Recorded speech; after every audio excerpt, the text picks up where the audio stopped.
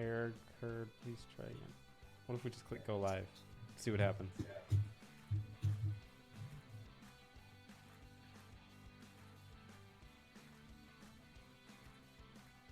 Says that we're live, but it also says an error occurred. Please try again.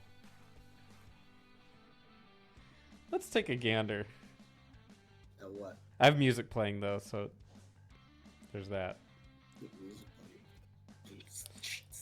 Oh, we're good. We're live. Welcome to the Itch Network podcast. The day is 7/4/2019. You heard that correctly. It is July 4th, aka the 4th day of July, aka the 4th of July. JD, how are you doing, man? I am well. I am living the dream now that I'm here with you, of course. That's the sweetest thing anyone's ever said to me. Oh, yeah. We got a rip-roaring weekend ahead of us with parties, and probably Spider-Man will be viewed. How and when? Details are unclear. But by time for the next podcast, at the very least. Yeah, we can review it and give our opinions. I'm sure it will be great. Technically, we could talk about the one Spider-Man that escaped our grasps. Into the Spider-Verse? The Spider-Verse one? Yeah. No, I didn't even see the whole movie. So you would have to be the champion. I saw the first 20 minutes of it with my nephew because he really likes it. You're like, yeah, Spider-Man. Oh, yeah, wow. Was this Spider-Boy or something? Yeah, who the fuck is this? Who's that? Nah, you're good. But usually we start out with the games that we're playing. For a specific reason, I'm going to go first. This is a rare treat, I think, for the viewers. So I will talk about the games I've been playing first. First and foremost, I beat Shadow of the Colossus, the remaster. It's just as I remembered it. This is the third time going through it, so... Melancholy, of course. Yeah, what a downer. Yeah, it kind of is. I love it, though. You know what's interesting? I was showing my girlfriend that game, and I realized there's almost nothing to show her except for, like, the last 20 minutes. Look at that! Yeah, it's like, what's going on now? Oh, I just gotta take down the big giant. What's going on now? Same thing. Okay, last 20 minutes. Okay, there's a story. Check this shit out. Damn, I'm blurry. Yeah. It's she made this thing where she said that to her she needs to know who all the characters are. I thought that was interesting. Because obviously the chick that you bring in on your horse, you don't really know your relationship. That bitch. Yeah, just some bitch that rode in on her horse. And it was like, well, I guess that's one way to think of it, but I never really thought of that. I don't know. What's your take on that? I feel like I have a problem with it, but I just don't know how. You know what I mean? Like, all right, so if by that logic, I feel like I should know all the characters means that you can maximize your emotional attachment, right? Mm-hmm. It's like Game of Thrones, for instance. You know, hey, I know who this is. I know who this is. I know who this is. So it's like, okay, cool. When something happens, I know how it affects people. So I guess that makes sense. But in the same vein, good example, God of War. The characters are not. You meet the characters, but you don't know their real relationships, and in most cases, not even their names until towards the end. Mm-hmm. And by the end, you're like, oh shit, this is what it means. Now, granted, we're looking at mythological, standpoint. Vice, in your case, it's just, that game's a real hard sell. Not gonna lie.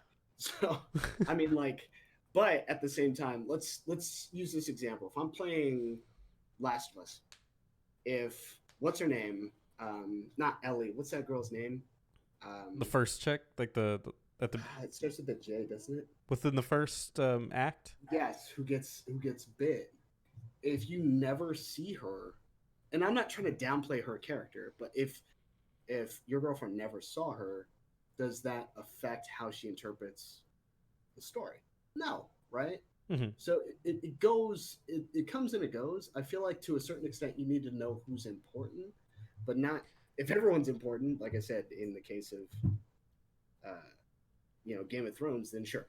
But in the case of uh, Shadow of the Colossus, I just feel like it's just what you see is what you get. Just That's exactly, and it made because me that narratively, that's all that you look at, it made right? me You only think of see.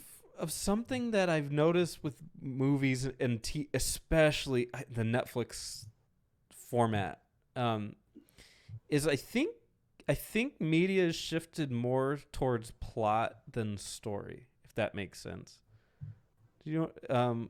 I know the difference between plot and story, Like it's more we need to provide an hour long structure of things that happen. and then lead to the next hour of Exactly. yeah. No, I mean Netflix Verse is meant to be binge watch. That's why I right. say it like that, you know. So Versus I mean, the concept of what's the whole point of what you're trying to explain and what's the theme and just work towards that. Like now yeah. Netflix does do it right in some shows I haven't where seen it. well, you got to watch Daredevil, man. Oh, There's I a, guess I have to watch that. but But the shows I've seen have been very focused on like they don't the characters when they're talking to each other. There's a good example is the Twilight Zone series original. I haven't seen the new with the with Key or whatever Jordan Peele. I that haven't black guy. I haven't seen that black guy's show. Uh, no, if you watch like old Twilight Zone episodes, they'll go into something called a soliloquy, which I know you know what that is, but they go into stuff like that where they just talk and they use metaphors and they speak about certain things in a way that people probably wouldn't normally speak, but they just talk about things almost metaphorically or just to try to get a theme over or get an idea over.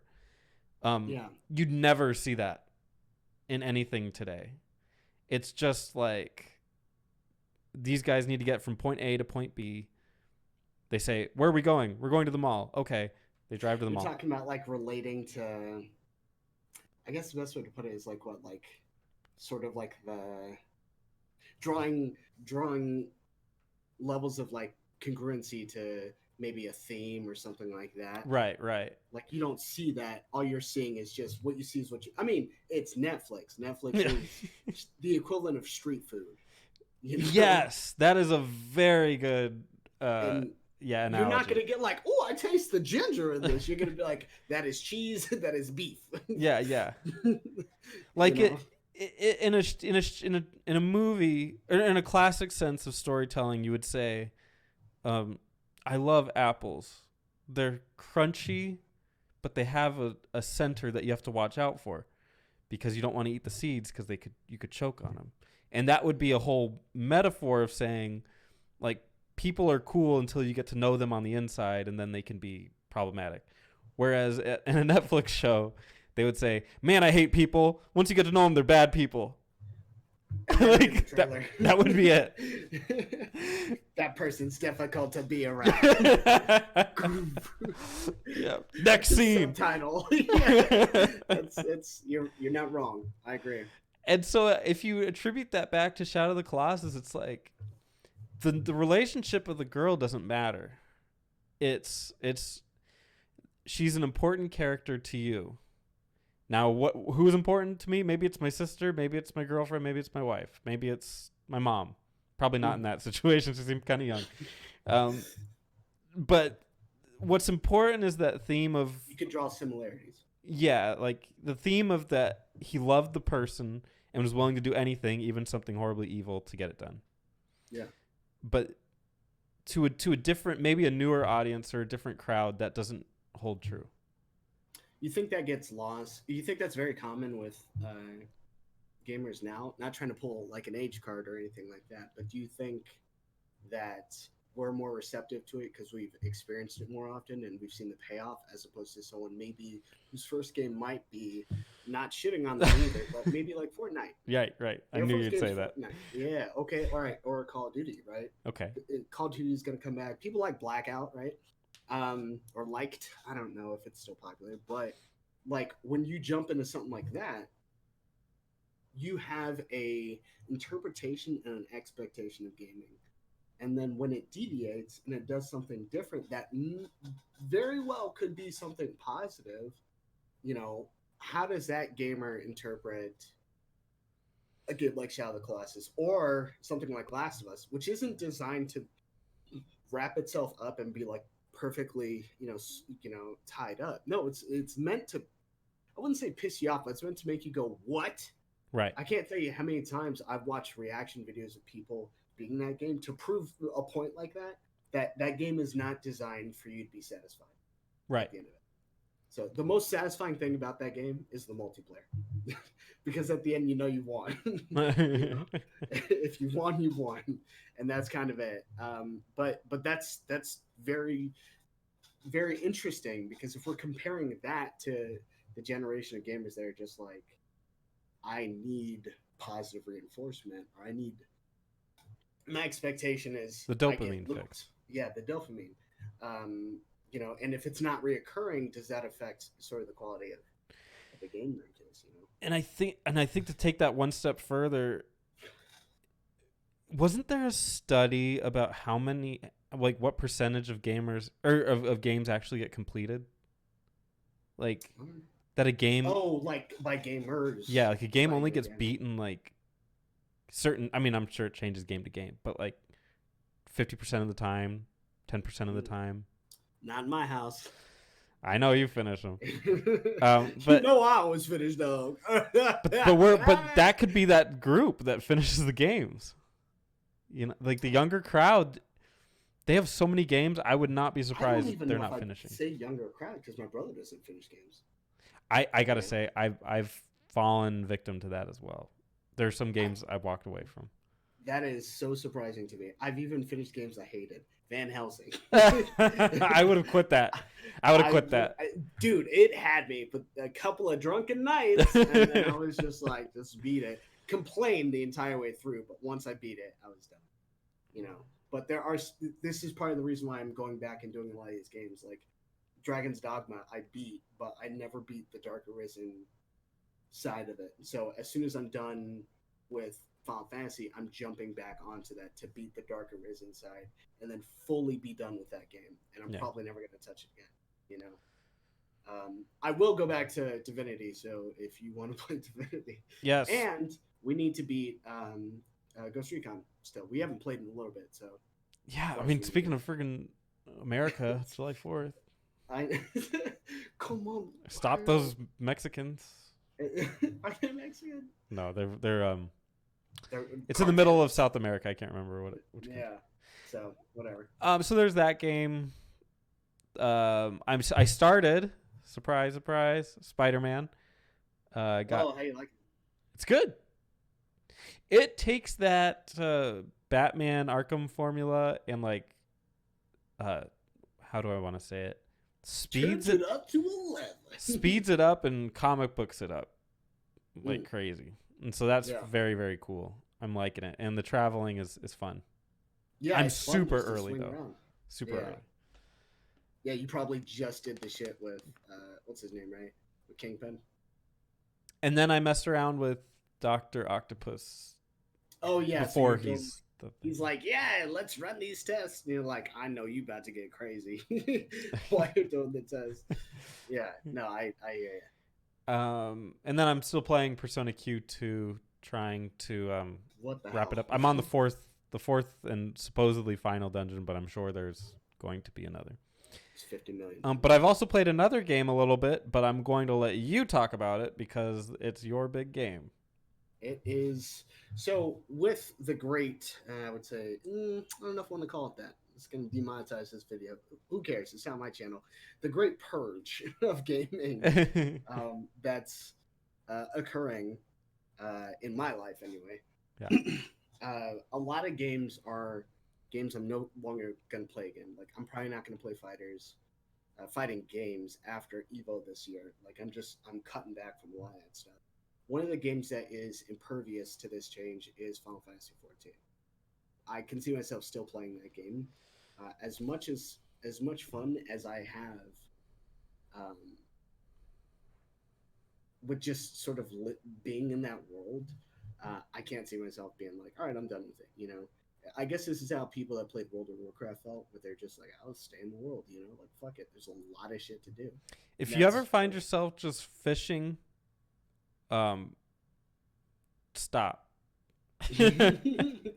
right. If you ever got a kid, you haven't checked in on them in about 13 hours. Yeah. Stop. Um, Please. but I mean, the way I see it is like I absolutely am just floored. Obviously, the expansion came out.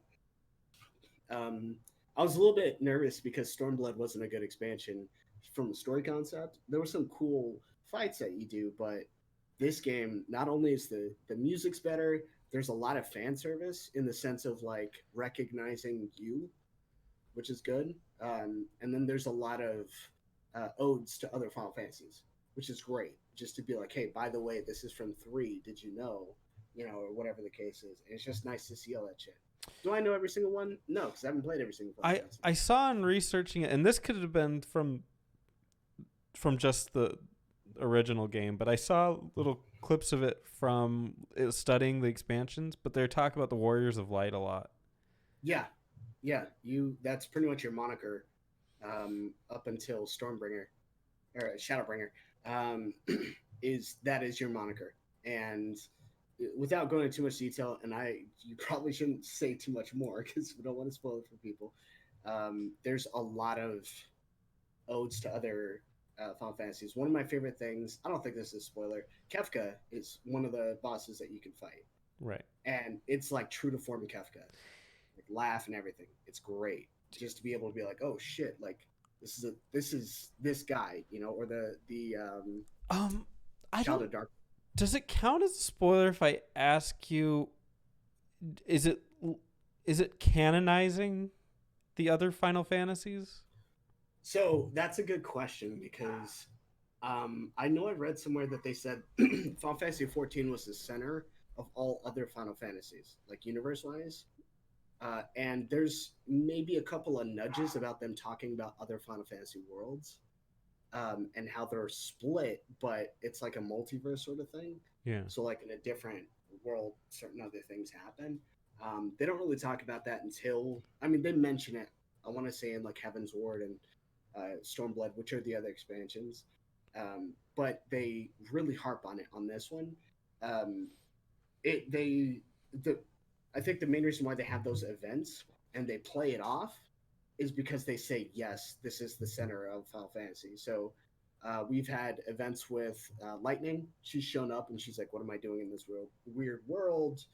You sort of have that interaction with her, and you help her out on a couple of dungeons, and a couple of fights, and it's themed like it's Lightning, like it's her battle music that plays. It's the like quest completed or quest accepted or whatever is under. It's like you're playing 13, and then the same thing when Noctis, his campaign in 15. Well, when he shows up, you fight on his side against one of the primals, and you have to use like the what's called blade, the warp blade, uh, when you're fighting on his side. So it's like it's cool to see all that stuff happen. Mm-hmm. So I would say my short answer is yes. I would say I believe it is canonizing those or making it to where you're aware that it's this. Because what age do we live in right now? People like to see the cinematic universes, right? These worlds blend together. I'm not even talking Marvel. Like if you look at like the Annabelles and the Nun and all that shit, they're trying to make a extended universe for horror films. Yeah. You know? So that they is all what it suck. Is. Yeah. But my point is like that's what's in right now. So yeah, of course they're trying to capitalize on it, you know? If I'm guessing you would think that Final Fantasy 14's is that Ivalice? No, but you do go to Ivalice. Okay. Yeah, there's 3 different 24-man dungeons where you're dealing with tactics oriented things. Especially the last one, like you're fighting, you know, you're dealing with characters like Ramza is obviously in it, and Alma is in it. There's no Delita, so whatever. but there is like Mustadio and Agrias and all that stuff. So it's like cool to see those characters Yeah. reimagined. If you could pick one Final Fantasy to be the center of the universe, and feel free to even say Final Fantasy 14s, but if you could pick one, what would it be? Center of the universe. And what are my privileges with it being the center? Like, what do you mean? Like, Basically, other people come to this world? yeah. And you could take liberties with the world too, because obviously 14 is designed to be that way. But I kind of feel like I'd say tactics because tactics blends in with a lot of the earlier ones with being able to be like, yes, this is medieval, right? Like it's 9, it's 12, it's 11, it could be 14, and it's 1 through 5. Um, outside excluding 7, 7, 8, 10, 10 could fit in it technically, but excluding 7, 8, and 13 and 15, you have a really common trend with a lot of those. Yeah. So I wish I'd like to say that one, but I kind of feel like because 14 has done such a good job of it, I'd say 14. At this point, there's been a lot of good. Just they know how to handle the other Final Fantasies, right? To the point where a lot of people are going, when are they going to put in? When am I going to see like Sephiroth show up on this? Dude. Which would be this it could be in this expansion for all we know. There's a lot of talk about like angels and all that other stuff. You never know. And there's a one-winged angel somewhere. Yeah, he just drops down and he's the boss. Have you seen that angel that doesn't have one of his wings? Well, right. You know, less than 2, maybe 1, more than 0. yeah. There's a possibility. And he keeps going Cloudu. No, Crowdu. But it'll probably come out more towards the release of Final Fantasy 7, the remake. They'll probably drop it in, and there'll be an event with like Cloud and all that shit. I 100% guarantee it. Like if you have Warrior of Light armor already, if you've already fought the Cloud of Darkness in this, if you have now Gunblades in the game, you're starting to hit on a lot of those points. Fran is in the game. Yeah. Like you're touching on a lot of other Final Fantasies at this point. The ones that haven't really been mentioned all that much are like 7, 8. 7 and 8 are so different, aren't they? I like 8 better because the junction system. But could you imagine like Tifa or Barrett in there? Yeah, I guess there's a gunner, but yeah, no. I played machinist. But they just seem so aesthetically different.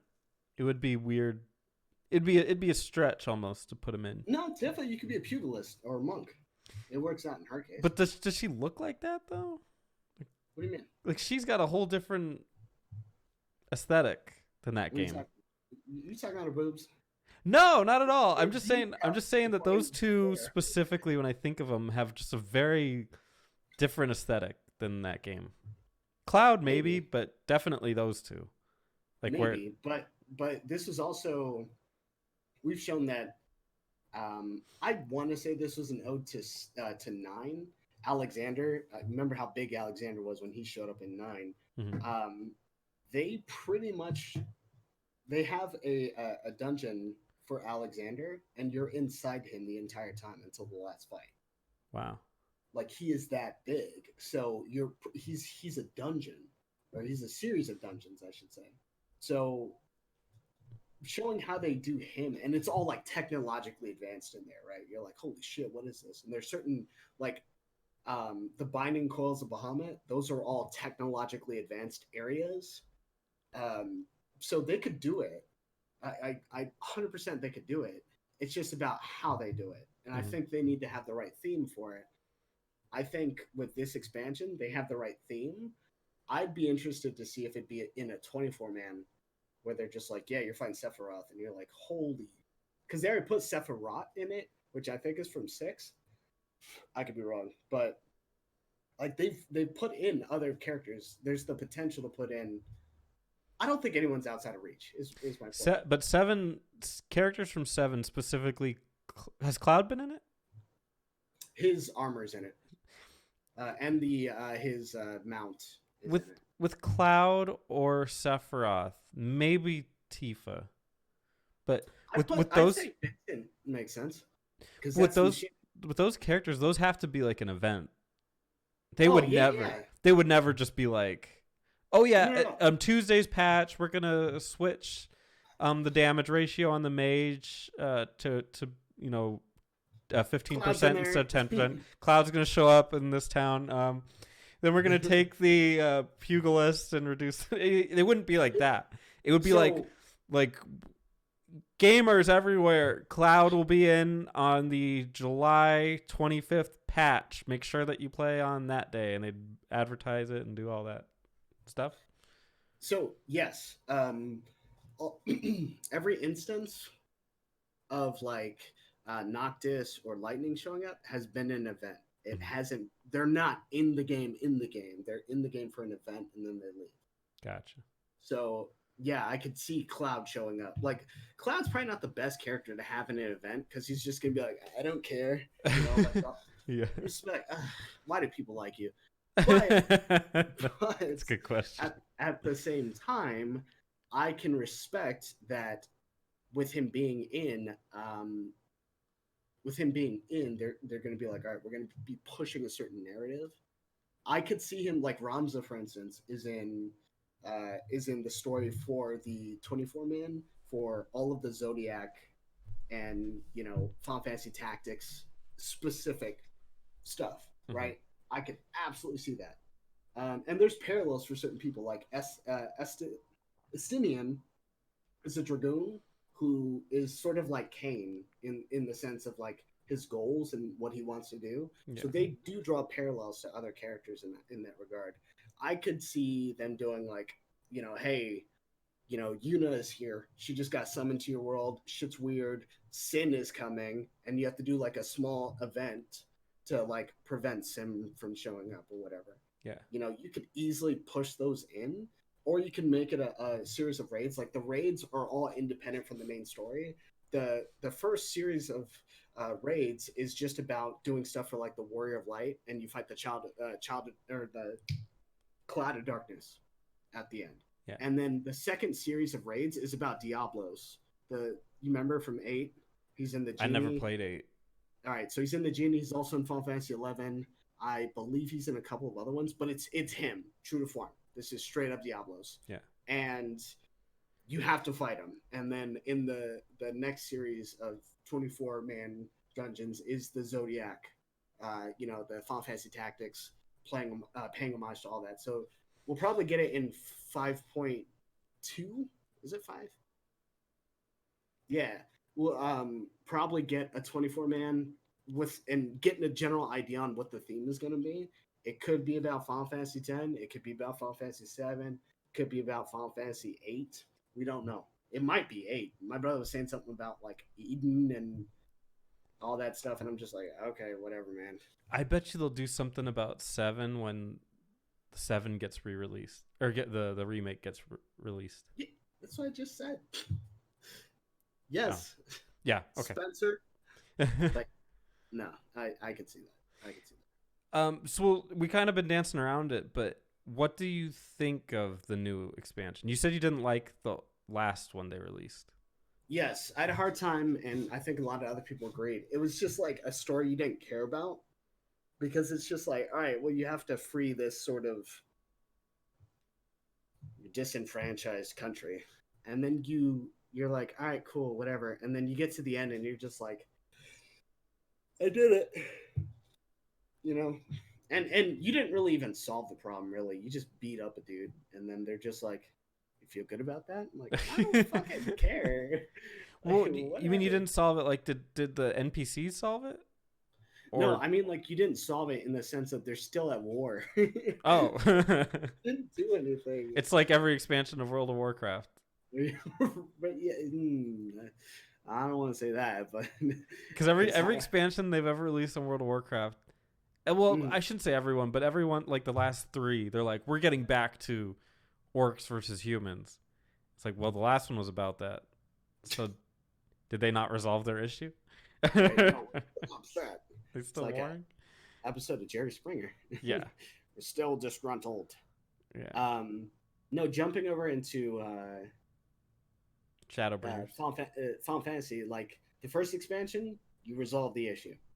The second one, you're just like, and even A Realm Reborn, you resolve the issue, or at least you present an ultimatum to your opponents. Like, you're gonna have to fight me instead of like taking over all these lands and shit. And you're like, bring it on. And then at the resolution of it, you shut down like some of their major movements and stuff. And then by the time you jump to Stormblood, you're just like,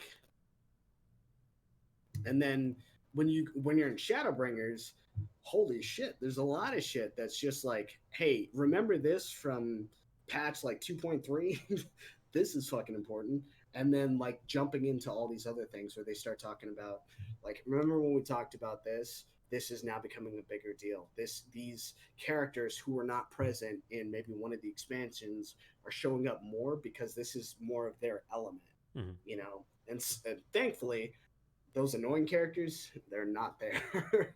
So it's there's definitely some development in there. There's a lot of character development on specific characters. Some characters just aren't going to change. Like you just come to accept it. They're just going to be whatever. But for the most part, everyone's developing, and it shows, and I appreciate it. So long story short, yeah, it's probably the best expansion. Stormblood was great. What but does it offer that's new? But I mean, aside from the story, like what does it offer? like features? Yeah, feature wise. So obviously there's the class rework. So I guess that kind of doesn't count. But Dancer and Gunbreaker, both jobs I haven't touched. I don't intend on playing Gunbreaker, and Dancer. My brother's playing, and I think Troy's gonna play. Is a dancer a buffer?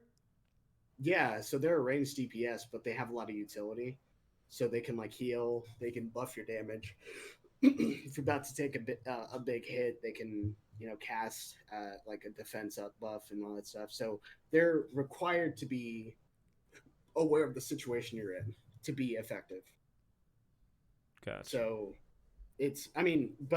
outside of that, what else?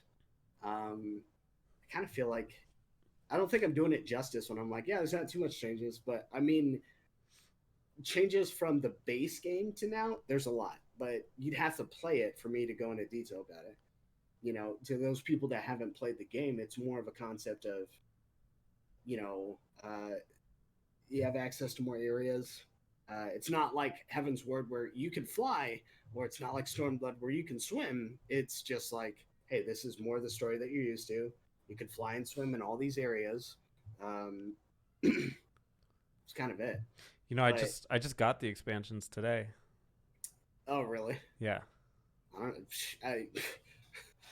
We'll see if you get there. Yeah. We'll see. Trying to pep myself up to get there. Yeah, right. I'm pumped. But hey, if you get there, of course, by all means, I'll help you out. But I think it's a concept of like you have to really start to appreciate the game to go like, yeah, I'll keep playing. Like there are some really good stories.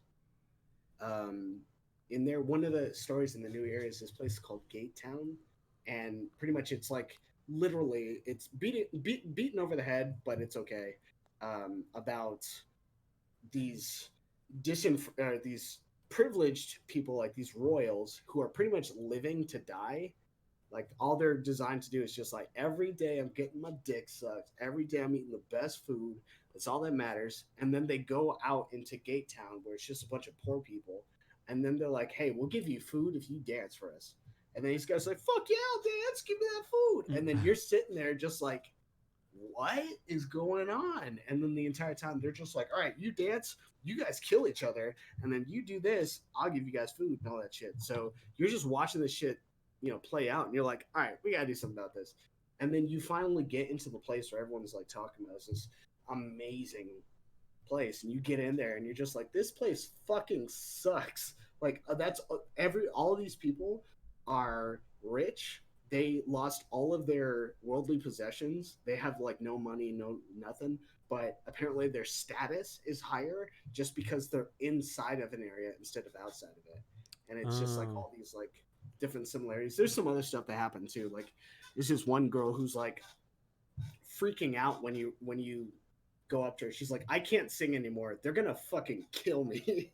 She's like, that's all I was good for. And you're like, oh, we'll figure something out. And then one guy's like, no, we'll take you to the Ascension. You'll be okay. And then she's like, oh my gosh, you'll do that for me? The Ascension is amazing. The Ascension is pretty much killing her. But he doesn't know and she doesn't know. It's like, oh, you get to go to this, grandiose place. And it's just really puts into perspective. It's like heaven. Yeah, it's like right, and it puts into perspective for these people like your perception is your reality in that sense.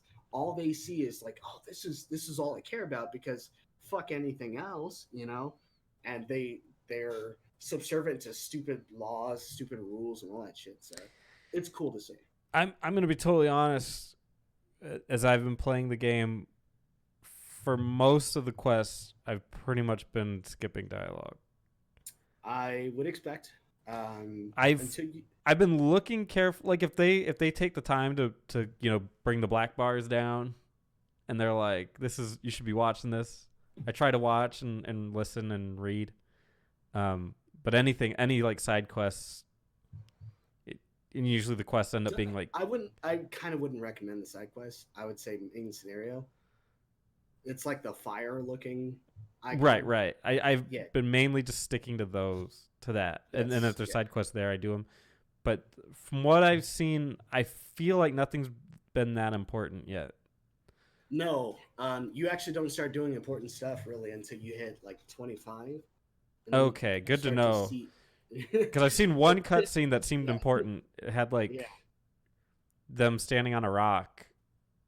It'll get better. Like honestly, there were some points that I was just like, what? Like when I first got the game, I was just like, whatever. I'm just going through the phases. My brother's like, oh, it's great, you're gonna love it. And it's like, all right, whatever. But I will say one of the best things that kept me like, I guess, motivated to keep playing through the game was they did this huge thing. So obviously when 1.0 was out, the first Final Fantasy 14, it was a nightmare, right? The first cutscene you saw was that major cutscene was like the meteor crashing. You've seen that whole thing, right? I probably did. I don't remember it at this point. I'll send it to you. Anyway, what I was gonna say was that cutscene played at the end of 1. Whatever when their server shut down. Because it had to do with the story of them obviously doing a Realm Reborn, but like you're standing there and you'd be sitting in like your starting state, which is Laminsa, and you'd be sitting there and you'd see this huge meteor just careening to hit Earth Eorzea. And the cool thing about it is there was a storyline to running that, to doing that, to fighting the guy that created the meteor and all that jazz. It's implied that you do it, but then that cutscene plays because the servers went down. That cutscene plays, and what that cutscene is a very long-winded way of just saying you failed. The meteor crashed. It blows everything up. Nothing you could have done stopped it. But what happens is Louis Soir actually warps you into the future, 5 years into the future, and that's where Realm Reborn starts. At that point, so there's like other elements of it, and I was like, that's actually really cool that they did that. So like when you start in a Realm Reborn, it's just like nothing happened. But if you were a what do they call them, legacy character, you got warped into the future, and then like, holy shit, you're still alive. Like 5 years later, and like, what are you doing here? So it's like cool to see that sort of play out. But yeah, no, that was always interesting to me.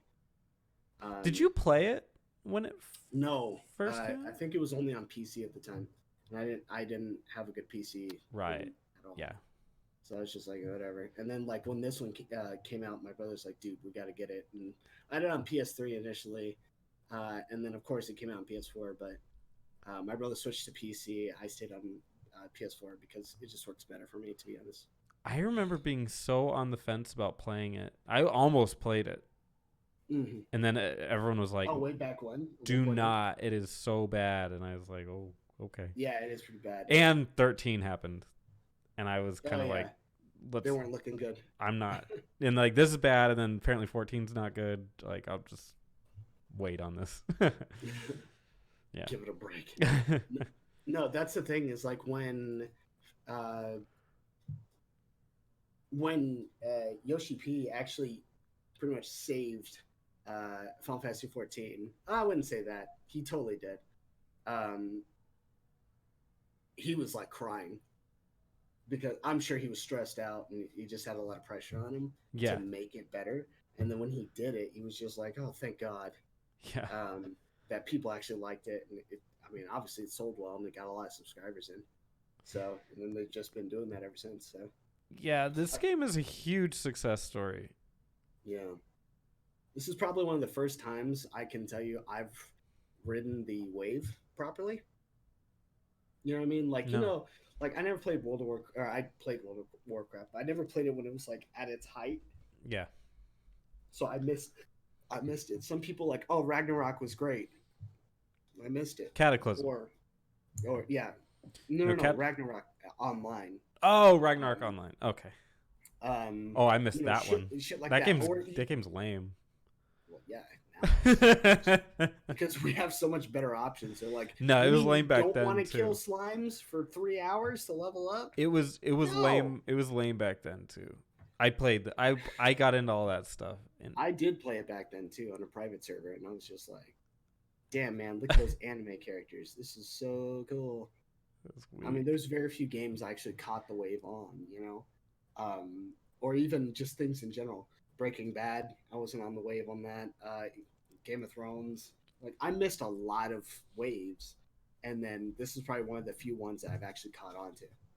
You know, so it's just interesting. Oh yeah. I wonder when they're gonna hit their zenith. Wonder if this is it. Don't say that. It's just just it happens. You peak and then you I drop. mean that may be the case. That may be the case. But at the same time, I also look at it from the standpoint of like just let them keep going. I don't if this is their zenith, then what the fuck was was Stormblood? You know, like did they dip before they went back up? Like that's kind of weird for a company to do. Um, it I was worried after Heaven's Ward. I was like, are they reaching too high? And then Stormblood came out, and I was like, ah, shit. I still played it, but I didn't play it nearly as much as I played Heaven's Ward. And then what's called dropped. I Yeah, I just remember when Cataclysm came out and everyone was like, "This is so great! Like everything's so good." yeah. And it was when you were questing, and then it became within like a month or two, it became very apparent that like the ride was over, and like that magic, that like addictiveness, and that for the hardcore gamer, like that was gone, Mm. and the game was shifting away, and then it just never came back. Like it's they're never going to be what they were. I think Final Fantasy probably has surpassed them, As far as how at long, least for hardcore gamers. But I mean their subscription numbers probably have surpassed it, right? I I don't really keep up with the subscription numbers. I couldn't tell you. I could say oh, the bright in his eyes. He's obviously looking it up. I could tell you though that I think with Final Fantasy being able to look at World of Warcraft, I don't think they're gonna fall for the same. I wouldn't say fall for the same pitfalls because they were trendsetters. World of Warcraft and Blizzard, they were trendsetters. It's perfectly natural that they're going to fall short in certain areas because they're doing what no one else is doing. But with Final Fantasy, looking at what Blizzard did, I think they are learning from their mistakes. Like that's how you have to be comfortable or popular is you have to see what your competition did or is doing and sort of learn from it. Yeah. I mean, obviously, me and Eric have had multiple discussions about the game, and one of the things that he says he likes is the role concept on it is not lost. You know, if I'm playing with you and you're like, yeah, I'm DPS. I'm like, all right, cool. I'll tank because we'll get into dungeons quicker. Or I'll be like, oh, I'll heal because this is a rough dungeon to do or something like that. Or I'll DPS with you because we complement each other, Hmm. kind of a thing. So Yeah. it works a lot easier than being like, let me level up this kind of class just for this on the off chance that you might need me to help you out here, something like that on a completely different character. So I looked it up. World of Warcraft. The last number I got was 1.7 million yeah, active subscribers. Final Fantasy apparently hides its data, but hey, so be it. it's got to be That's higher than that. I would think, but it's really only uh, me being assumptive because it doesn't really. I wouldn't really call World of Warcraft its competition at this point because like if you're still playing World of Warcraft at this point, it's because you like love it. You love the universe. You love that world. I don't know if it's And like your friends are playing it. and your friends are playing it. It's not necessarily because you're just like looking at both of them without bias and going like, yes, I'm going to play World of Warcraft. You know, No, a lot of people will cling to something that's newer, which Final Fantasy is newer, and then they'll look at other elements within that and just go, okay, I'll make my determination from there. By default, I would think people would play Final Fantasy because it's just newer. it's better. It's definitely better. I haven't played enough to say if it's better or not. Just about every scenario. My only question is there PvP in this game? Final Fantasy? Is there like battlegrounds? Yeah, it's like there's 4 mans, I believe there's 8 mans, and then there's like huge like Is there capture the flag? Dude, I don't know. There's a lot of like the PvP side I haven't gotten into too much. World of Warcraft had a game called Warsong Gulch. It was capture the flag, and I was helplessly addicted to it. Couldn't stop playing. Oh my god, it is so good. Yeah, it was amazing. If they had that, oh my god, that'd be great. But otherwise, yeah, it's Final Fantasy. I played a lot of World of Warcraft, and Final Fantasy is clearly a better game. So. I know we have a couple of other articles, but it looks like we spent too much time on Fall Fest. Apparently, people are mad that Ariel's black. How dare I would wager nobody's really mad. It's like 2 people. Right. Making a thing. You can't do that. Make her black. Well, my daughter's white. My daughter loves it. I will say Halle Bailey, that's her name. Yeah. Does have kind of a weird look. Her eyes are very stretched out. Her face is racist. But whatever. I'm sure she'll make a great Ariel. I mean, I really don't care until we see her act. I don't really care. I mean, representation, I guess, is important, but at the same time, like certain elements of that stuff never mattered to me. Like the race of the mermaid? Yeah, you could say that. Or mermaids are supposed to be white. Yeah, according to what? I mean, if you look in like, I guess, Pirates of the Caribbean, other like mythological elements or whatever, you don't really see a black one, I guess, but the only thing I can think of is why does she want that melatonin on her? Or is it melatonin? Whatever. Why does she have darker skin? From a evolutionary standpoint. But outside of that, I don't go to a Disney movie to think that hard about shit. I saw Toy Story where they brought a fucking fork alive, and they couldn't even answer that fucking question. So who cares? It was a spork. That was legitimately the best line in the whole movie. But the shit that drove me wild was people going, Ariel is black and my childhood is ruined. That's what it took to destroy your childhood. Not something like much more serious, like, hey, it's proven that Michael Jackson was like diddling kids and your career is based off of Michael Jackson, or I listen to music because of Michael Jackson, or my mom and my dad cheated on each other, like growing up. No, something actual, like Yeah. growing big from that. The Michael Jackson thing is sort of small, but bigger than that would be like, yeah, my parents always cheated on each other. They stayed together for us. I had no idea. My childhood is ruined. Maybe because she's a different color girl in this day and age.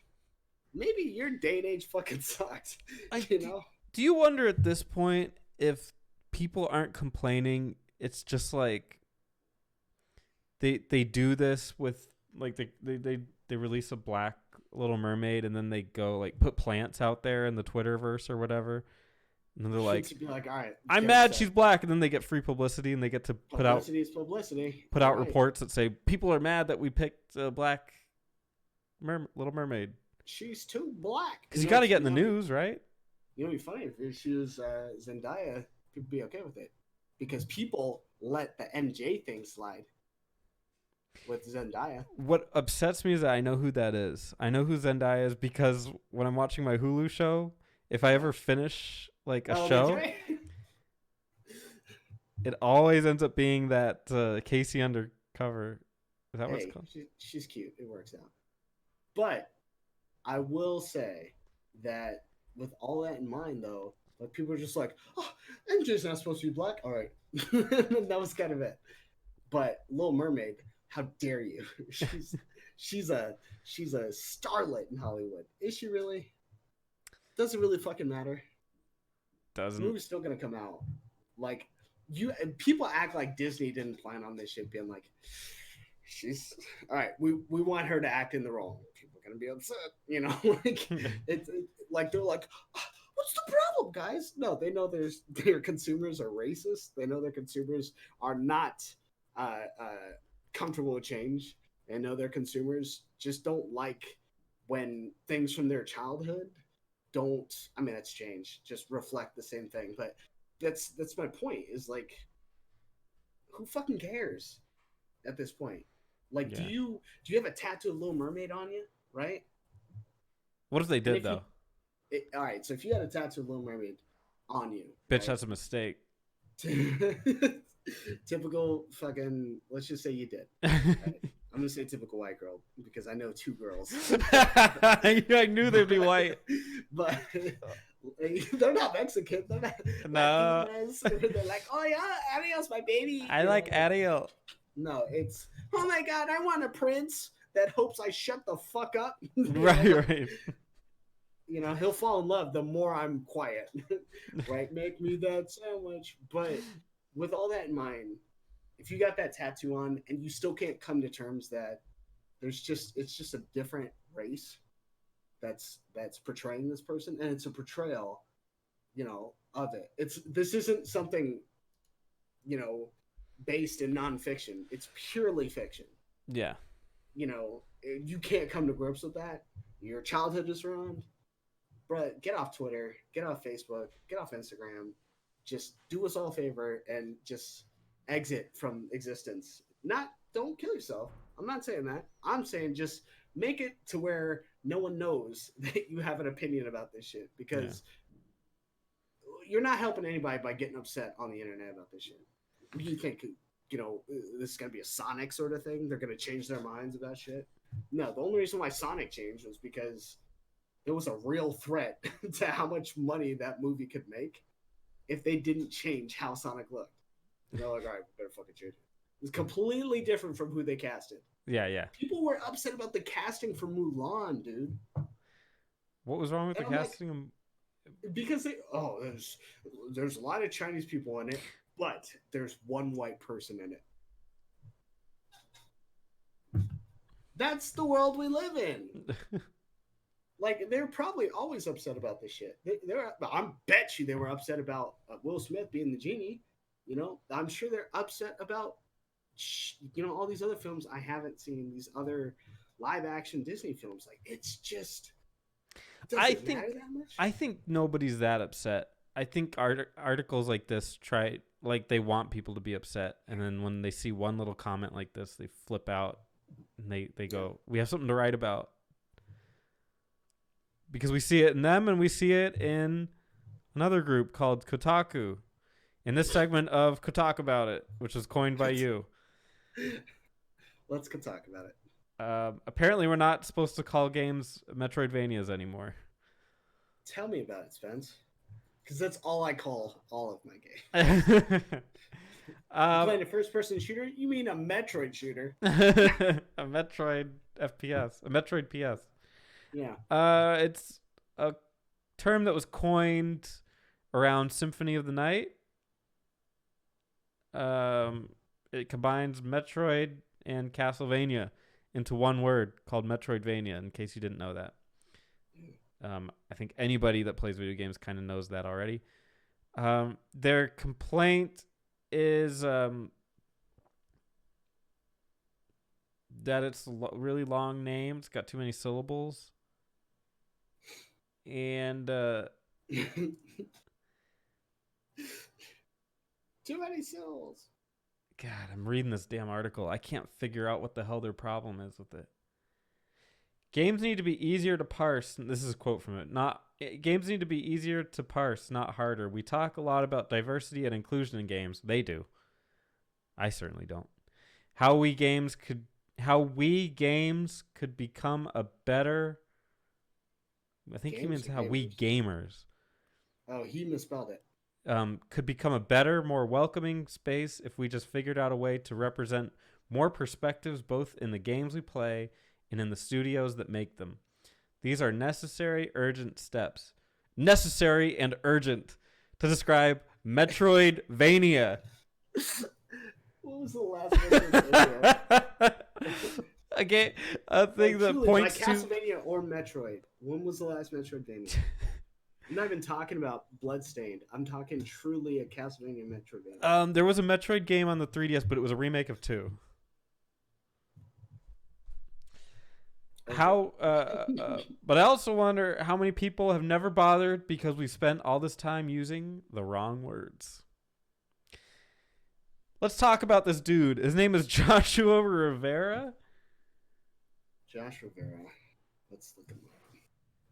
His other articles include, I love when video game music is so good I forget to actually play the game. He's from the UK. Boy, that happens to me all the time. I love it when video game music is so good I forget to actually play the game. No, video game music could be good and I could still play the fucking game. It's an accessory. That's like being like, yeah. I love wearing earrings so I don't have to wear a shirt. Like, that's not what that is. Yeah. Let's see here. Sony and I'm trying to parse out. Oh, here. Why I left Breath of the Wild unfinished. Oh. I don't care why you didn't. You're just embarrassing. Maybe you should finish the fucking game.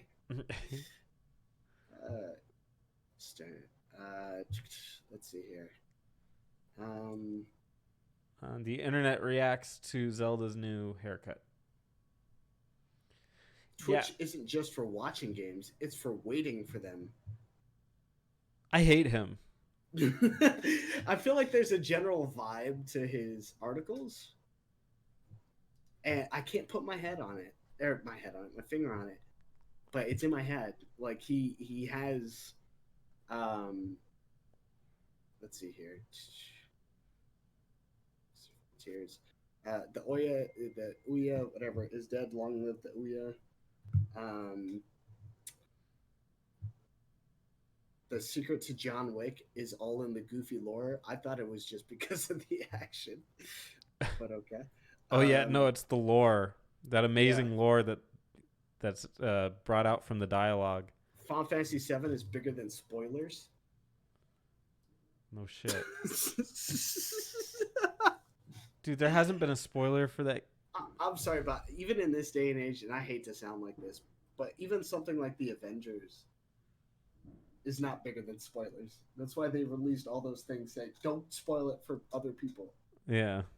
You know, and I'm sorry, but given what it's done, Avengers or the Marvel Cinematic Universe has, I would say, earned more than something like Final Fantasy VII. Or it's more at least well known than Final Fantasy VII. How is that game suddenly bigger than spoilers? And I'm not even trying to be that guy, and I know you're not trying to be that guy, where we're just like, let's just make fun of every single fucking articles. Well, I'm just pointing to the fact that And it's really not even specifically him, although you could narrow it down to that. It's this website, man. When you have such articles such as, "Oh no, I think I might be getting good at Smash Brothers," you're not even fucking neighborhood good. You're Yeah. like in the same household good. Like you could beat your mom probably, Yeah. but you're probably not better than that. Or I'm playing 6 JRPGs at once and you can't stop me. Who's trying to? Really? What it seems to me. But before you go on, I'm sorry to cut you off. No, go ahead. Posted the article that grinds the fuck out of my gears. And easy mode has never ruined a game. He posted the article about the Sekiro not having difficulty, about Sekiro, the controversy about Sekiro. Oh, that was him. And that this leads to kind of my point is the articles he's writing lead me to believe he's never beaten a video game before. He's admitted to it. Yeah, you're right. No, you're right. He has admitted to not beating Zelda. I didn't even think of that. How do you that's like being having the Zelda's, I don't even have to play Zelda to know it's an amazing, this most recent Zelda, to know it's an amazing game, right? I haven't had the privilege and the honor of playing that game yet because it's on Eric's Switch. I'll play it eventually, right? Right. With that in mind, without having played it, I know that if I jumped into that game, my intention is to experience the entirety of it. That's like me going to Gordon Ramsay's restaurant. Gordon Ramsay's got the best steak made for me, or halibut or whatever you're into made for me, and I go, I'm only gonna eat half of this, and you can't stop me. And I'm like, you're right, and I won't take you anywhere else either, because. Or what about I only go for the appetizers? I only go for the appetizers at Gordon Ramsay's illustrious location. It's like the quality of what you're expecting to get into. You just decide not to commit to it, and you think that makes you some sort of a fucking bad boy. You sound like a fucking idiot. You sound like the biggest fucking idiot in gaming, and you think you're some goddamn. I hope you don't think you're some sort of edgelord. Like, I don't need to beat this game to experience it. You kind of fucking do. If I walked out of Toy Story halfway through, just being relevant for the last film that we saw together, do you think that really allows me to talk to capacity about how I thought about it? He has a review of Days Gone. I don't think he beat it. Nope. I'm just being honest. If he's the guy that's arguing about difficulty, what if it was too hard for him to beat? I read a review on Persona Q2. Yeah. The day it came out, I was waiting. I was like, what are people thinking about it? I looked around. I found some chick's review of it, and she cited bits of the work of the game that I ran into in the first 15 minutes of playing it. She's like, there's a lot of really great dialogue. Like at one part, he says this. I read that in the first 15 minutes of the game. That's why I have a hard time with IGN after their review of God Hand. I beat the first fucking level. I have a problem with that. That's why I'm such a stickler for beat the game and then talk about it, Yeah. Because I just feel like without that, you can't do it. And in this case, I'm sure that girl probably never beat the fucking game. There's no way. Trying to get fucking views, man. It doesn't even make sense to beat video games for these review companies. Yeah. It doesn't just even get close enough. Logically make sense because they're so long. Whatever. Spider-Man, I'm sure, is 15 hours? Something like that. Yeah, if you're not doing any of the other cutscenes, 20 tops. But an RPG that's 80, Dragon Quest 11, I would be very shocked if any of them actually beat that game when they reviewed it. It's 120 hours long. Oh God. It's worth every minute. I promise. You say so. But I'm just very curious if any of them have actually beaten it because it doesn't make sense. To pay somebody to beat that would require 3 work weeks. Did you think about that? 3 work weeks. Or I mean, you can make the argument that because it's, specifically related to gaming, there's a level of enjoyment found within it. So it's maybe not entirely the concept of work weeks around it, right? Like you don't come into the office to turn it on. Maybe some people, if they know it's going to be a bigger game, they might take time off. Yeah, but they get the And review copy early. yeah, they get the review copy early. So let's just say, like me, for instance, if I got Final Fantasy, apparently Heaven's Word was supposed to be like an 80-hour expansion. Like I disagree. That's putting in everything into it, and this is what Eric told me, and I'm just like, I mean, if it is, it is, but I don't remember it being 80 hours. I remember it being a whole lot simpler and easier. And a lot of the content, you don't even have to do the side quests to advance in the story, and you're fine, you know. But let's just say it is 120 hours. With all of that in mind, I think you could probably beat it in a week. If you were hardcore about it. Wait, no, you couldn't beat it in a week. Probably beat it in 2 weeks, and then just sort of leave it at that. Like with just playing the game nonstop, if you're a huge fan of it, like if Final Fantasy VII came out and Troy is a Right. Reviewer of it, he'd probably, and they're like, yeah, it's like 100-hour, journey. He'd probably beat it in a week because that's Troy, and he loves the IP behind it. But then I guess that also falls in the line of getting someone that's gonna even like what they're playing. You don't want it to be Right. torture, like Van Helsing. You don't want it to be torture. You want it to be good. So Yeah, I I just don't see it for an RPG or like a game like Bloodborne. mm-hmm. I How don't. long do people say that is? Because that's not a long game. If we're being honest, It's not a long game if you're good and you know what you're doing. it's well, thank you. But But I'd say if it's if you gave me that game and you're like, I need the review ASAP because it comes out in a month, there'd be no way. And I don't think a lot of these people are much better than I me. think you'd pick up on it.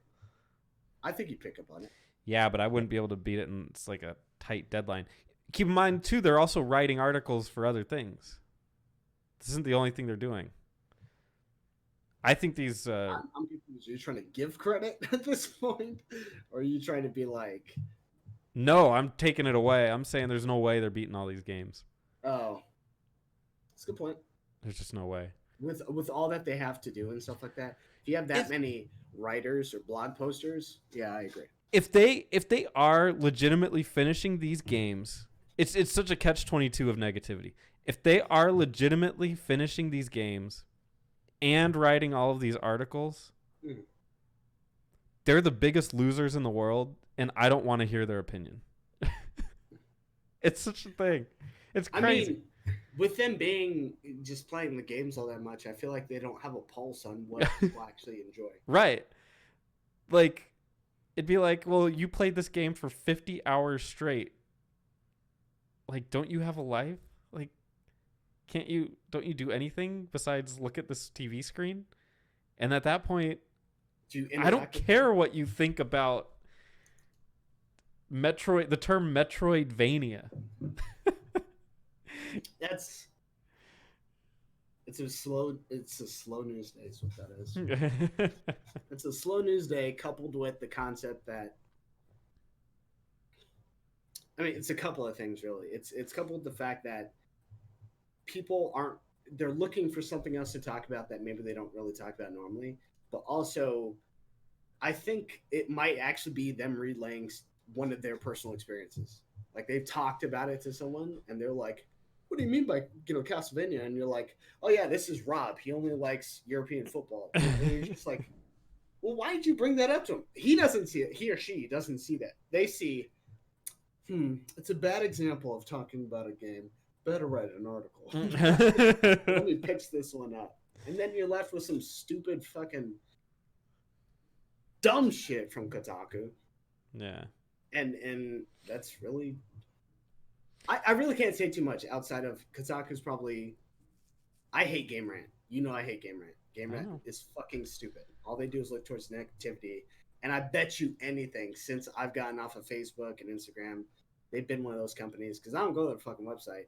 I would just have them up on Facebook to be like, this is happening, this is happening, this is happening, but not to actually click on the website. And I bet you they said something about what we talked about the week before last about like angry gamers. They're like, Yeah. stupid news outlets think that angry gamers is a bad thing. Yeah. Uh, maybe they did, maybe they didn't. That shit pisses me off, man. And I'm surprised Kotaku didn't say anything about it. Did they? I don't. I I don't think have they did. no idea. I think that it was just like do you remember who it was? Was it CNET that did it? CNET, yeah. Yeah. CNET. Real quick, just as you're almost like a comic book chuckle for the day. Mm. EVP Matt Bilby of EA Games Yeah. says, Comic book chuckle. I struggle with the perception that we're just a bunch of bad guys. Says a manager at EA Games. So Let that one sink in. so that's one thing that I sort of I unfortunately understand. Being in the Marine Corps, especially when I was in, Marines did some stupid shit when I was in. A good example is I'm trying to, especially on the 4th of July, trying to just like talk shit about, you know, an association that I was obviously familiar with, but when I was in was the time when a Marine was filmed throwing a dog off of a bridge, or the multiple rapes in Japan and all that shit, and when Whoa. the entire base would be on restriction. And in that extent, yes, I don't like the concept of being considered a villain just because of the acts of a few. You know, I don't know a way to resolve that. Right? If I'm being honest, it's hard, right, to be able to be like, nah, man, we're not like that. Okay, cool. Like that shit doesn't fucking happen. They're gonna be like, no, you're all like that, and then you're sort of just left with that. So I can understand from that concept that EA is like, I just don't like it because here's the thing: is like going to that whole gamer mentality where people are so intent on just going, everyone in EA sucks. Everyone, right? I'm sure there's some great people at EA. I don't think people target the people. They talk about them as a company or something. I think, yeah, I don't think anyone's, and that's the thing is, I struggle with the perception that we're just a bunch of bad guys. Nobody's saying they're bad guys. Yeah, they are. I think it's just a shitty company. Well, so here's the thing. I went to the comments on this. Might be because EA got sued by its employees for unpaid time off. Then got backlash for online passes. Let me bring up a point here, and just keep going. Got backlash for hiding content on disc behind paywalls. Got backlash for gouging DLC on games like Mass Effect 3. Then got backlash for pay-to-win microtransactions for games so bad that legal action was taken. I think they're talking about loot boxes. Battlefront 2. Yeah, if you keep on doing things a greedy villain would do, don't get upset when you're called a greedy villain. It's not rocket science. First of all, when was any of those discussions talking about someone in particular? No, they're judging the entire company, right, anyone who works there, off of that. Yeah. So there's that. And then secondly, name me one time that another company hasn't done this and doesn't get treated as bad as EA does. For unpaid time off, we talked about that 2 weeks ago. There's probably a couple of companies that have actually done that. We just haven't done enough research on it. Yeah. Online passes, Capcom. It's pretty much everybody at this point. Content on disc behind paywalls, Capcom. Gouging DLC behind on games like Mass Effect 3, Capcom. Backlash for pay-to-win microtransactions, not Capcom necessarily, but that's probably maybe one of no, Activision did that because they had loot boxes for the most recent Call of Duty, or Black Ops 3, where they had weapons in it. Yeah. I I think EA is just struggling with the fact that they're the businessman kind of company. Like they're the business. Yeah. Um, Or look at this. Won't someone think about the poor folks at EA? Think of the bruises they have to deal with from diving into their money pools. Yeah, everyone at EA makes a shit ton of money. How can they be the bad guys? They're just something. They're just taking something people love, which is really in a market. But Mhm. okay, like soccer, and combining it with something else people like gambling. Everyone loves gambling.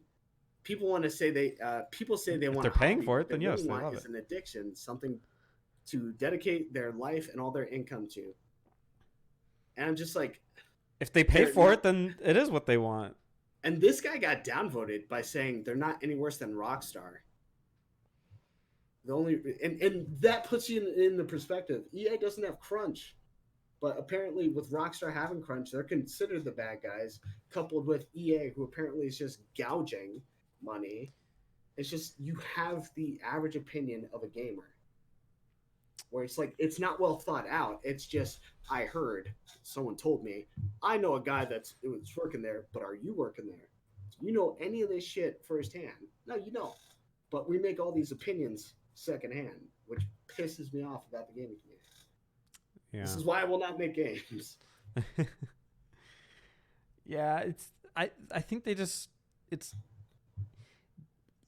games aren't it's so hard to explain.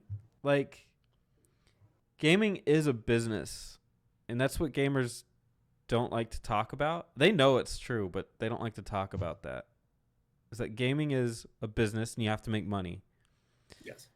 And the way you make money differs from company to company, but there isn't a right way and a wrong way to make it unless it's like against the law.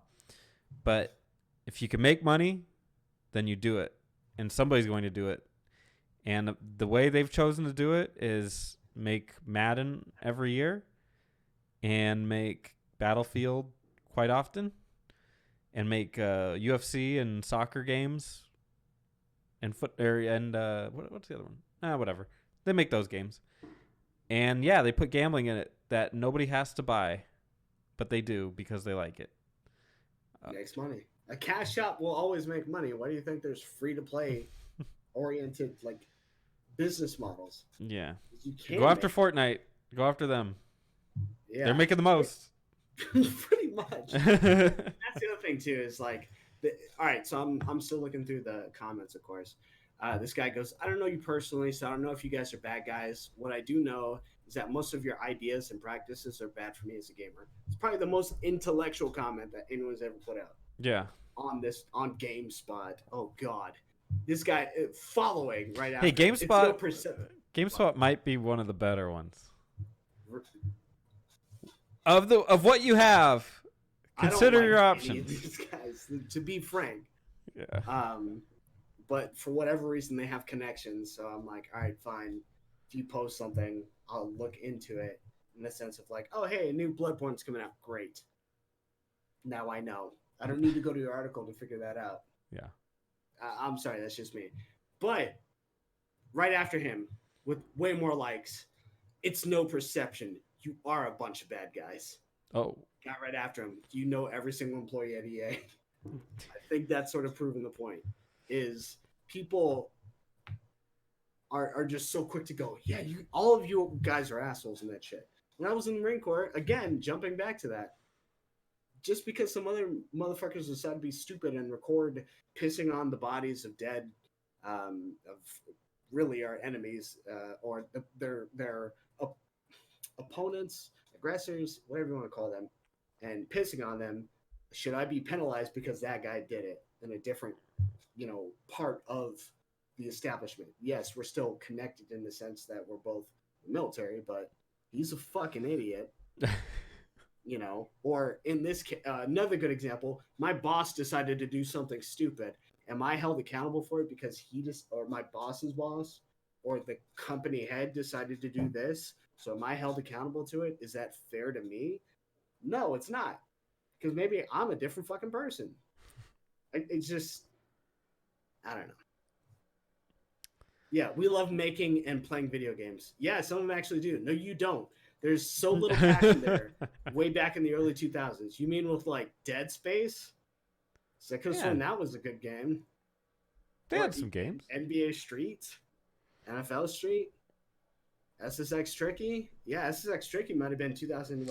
What about right fucking now? They made that they had Titanfall 2. Titanfall 2. And they had they had that one game that everyone really likes. At least for a little bit, they liked it. The Fortnite alternative. Apex Legends. Yeah. There you go. Yeah, that's what I'm saying. The first step of recovery is admitting you have a massive fucking problem. If you don't want to be the bad guy, don't be the bad guy. And let me just preface here. I'm not trying to say this in the sense that I just support every developer over the consumer. That's not my point. My point is perspective is important. And the fact that there are so many people that just go, no, it doesn't fucking matter.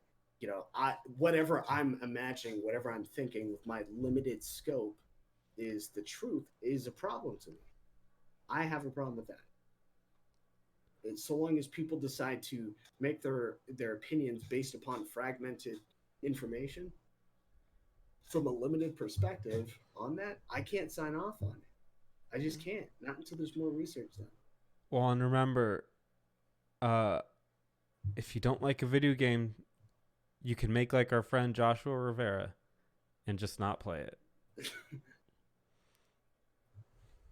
Very true. All right, JD, it's been a fun July 4th. I hear fireworks